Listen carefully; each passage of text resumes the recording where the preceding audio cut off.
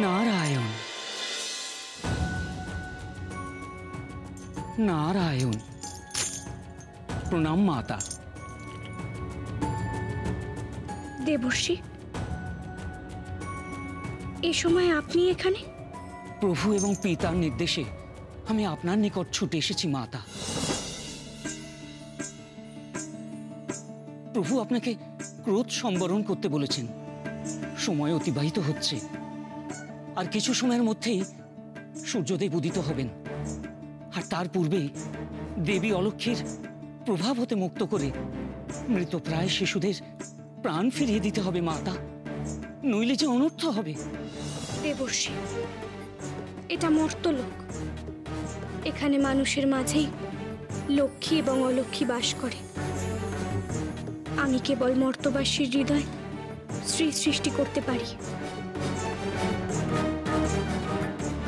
কিন্তু তাদেরকেই হৃদয় দিয়ে বুদ্ধি দিয়ে বুঝে নিতে হবে যে কে লক্ষ্মী আর কে অলক্ষ্মী।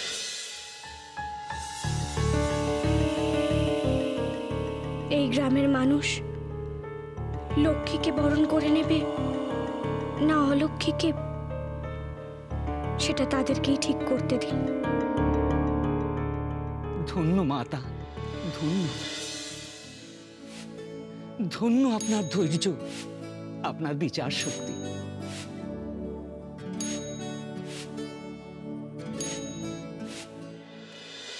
এসো মা লক্ষ্মী, বসো মা লক্ষ্মী, থাকো মা লক্ষ্মী ঘরে ঘরে। এসো মা লক্ষ্মী, বসো মা লক্ষ্মী, থাকো মা লক্ষ্মী ঘরে ঘরে।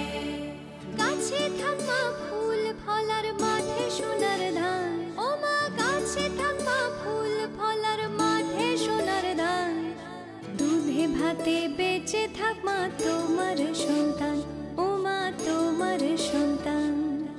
এসো মা লক্ষ্মী, বসো মা লক্ষ্মী, এসো মা লক্ষ্মী।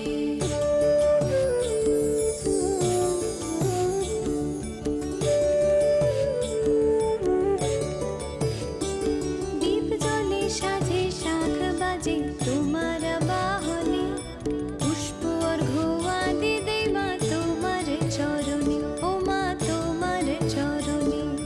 যে বানারে পূজে তোমায় যে বাজন স্বরে, যে বানারে পূজে তোমায় যে বাজন স্বরে। তুমি মাতার মন বাঞ্ছা দাও পূর্ণ করে, ও মা দাও পূর্ণ করে। এসো মা লক্ষ্মী, বসো মা লক্ষ্মী, এসো মা লক্ষ্মী। আছে তো, আমি তো তিল ফুলের খেতেই থাকি। তিল ফুলে খেতে ভরা সেই গ্রাম।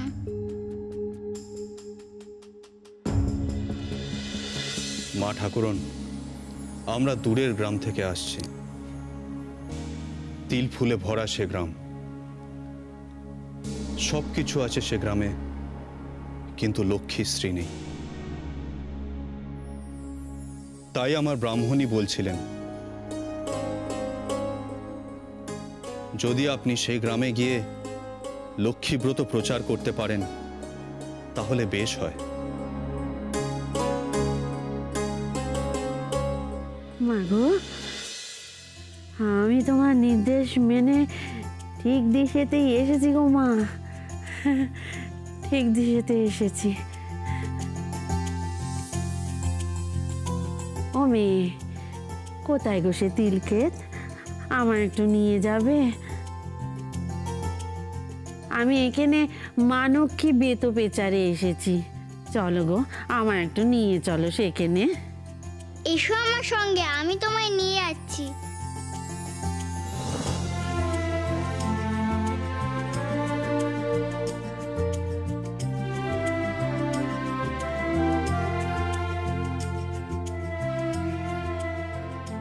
কত ভাগ্যি আমার, পদে পদে তোমার নির্দেশ পাচ্ছি গো মা।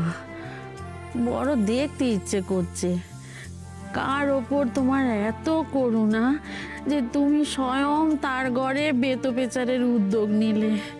কে সেই ভাগ্যবতী? হ্যাঁ,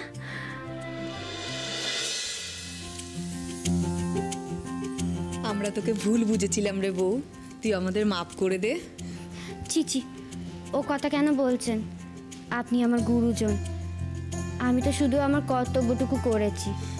তোমার দয়ায় আমাদের বাচ্চাগুলো আজকে বেঁচে উঠলো মা। গুনিন তো কিছুই করতে পারলেনি।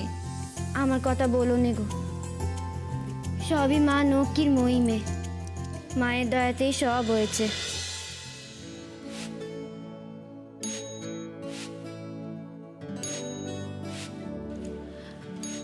আমরা কেউ মা নক্কিকে দেখিনি, তার পূজাও করিনি। তুই আমাদের মা নক্কি। অমন কথা বলো না দিদি, আমার যে পাপ লাগবে।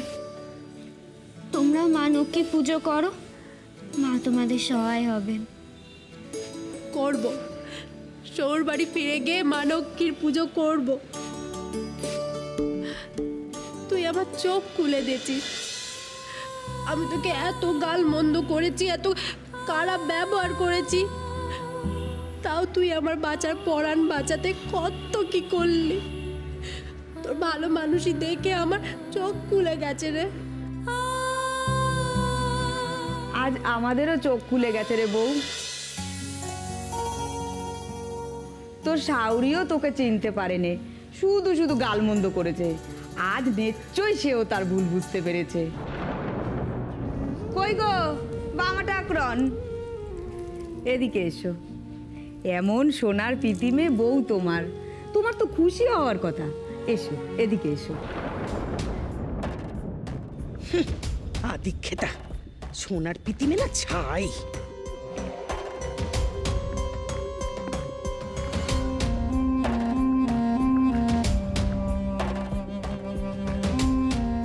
বামা ঠাকুরনে দেখছি গোসা এখনো যায়নি। আমরা এবার যাই গো, কাল থেকে ঘরে কোনো কাজ করা হয়নি। হ্যাঁ চলো সবাই। আসি রে বউ, ভগবান তোর ভালো করবেন। দেখিস তো শাউরিরও চোখ খুলে যাবে। পরে আবার আসবো কোন। চলো সবাই চলো।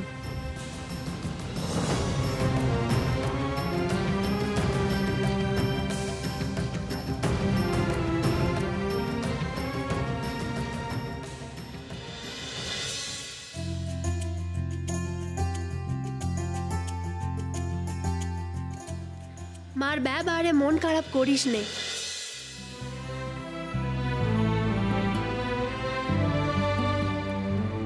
তুই তো চিনিস মাকে। দাঁড়া, আমি মাকে ডেকে আনছি।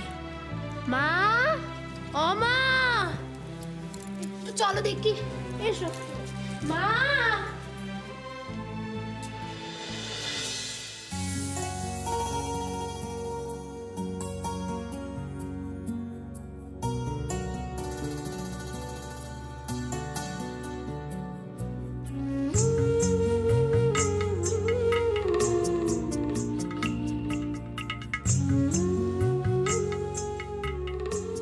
আজ তোর জন্যে গর্বে আমার বুক ভরে যাচ্ছে। খুব আনন্দ হচ্ছে আমার। তোকে বলেছিলাম না, একদিন সবাই তোকে ঠিক চিনবে। দেখবি আর কোনো দুঃখ কষ্ট থাকবে না আমাদের। তুমি সব সময় প্রতি পদে ছলনা করে এসেছো আমার সঙ্গে, আমার ভক্তদের সঙ্গে, কিন্তু আমি তবু বারবার তোমাকে ক্ষমা করে দিয়েছি, কারণ তুমি আমারই সহোদরা। কিন্তু আর নয় দেবী অলক্ষ্মী, আজ আমি দেবী শ্রীলক্ষ্মী তোমার এমন দশা করব যে ত্রিলোক কম্পিত হবে।